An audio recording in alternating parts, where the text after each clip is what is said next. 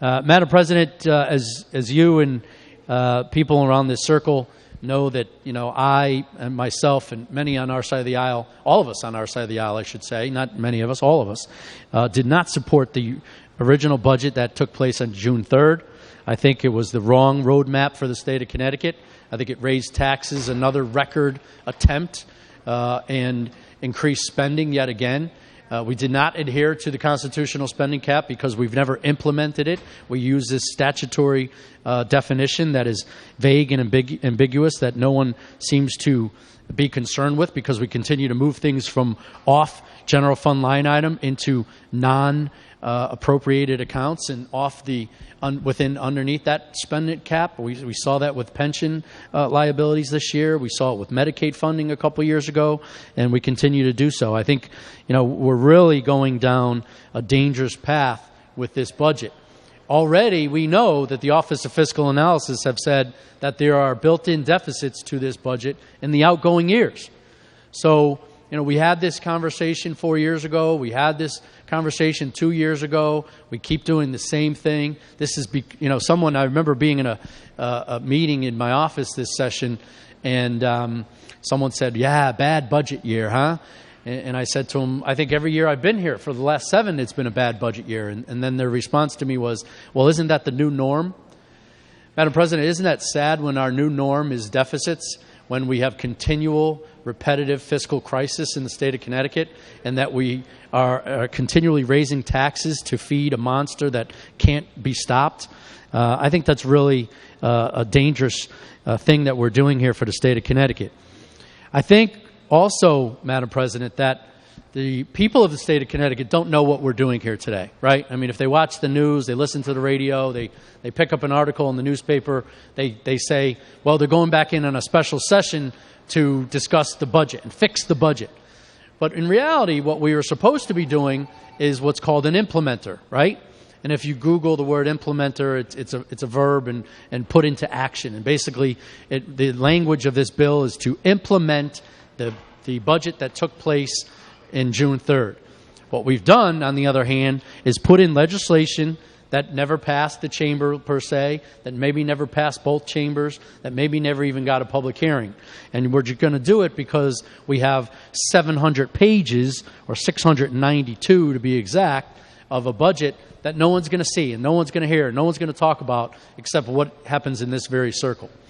So I think we're doing this state a very big disservice by adding policies that we haven't voted upon. This CHRO set-aside program is a huge mandate for our municipalities.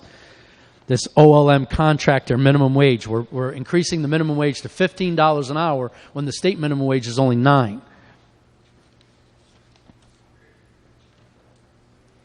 Taking money from the general fund and putting it off into the insurance fund.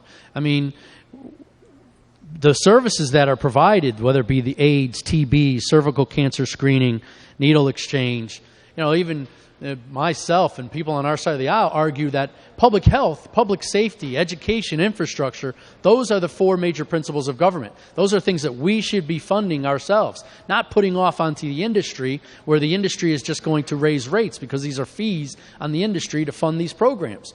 These are programs that should be funded by the state of Connecticut and put within our general fund and kept underneath the spending cap, not just pushed aside into the private industry. We should be providing those services.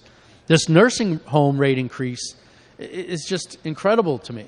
I mean, what we're doing is saying, we avoided a strike in those unionized nursing homes, so we're going to throw them a bone in the form of $9 million, and we could be in violation of federal law. I mean, that's something very serious to think about. And, Senator Bayou said, well, anything can be challenged in court. Certainly, but, we're opening ourselves for that.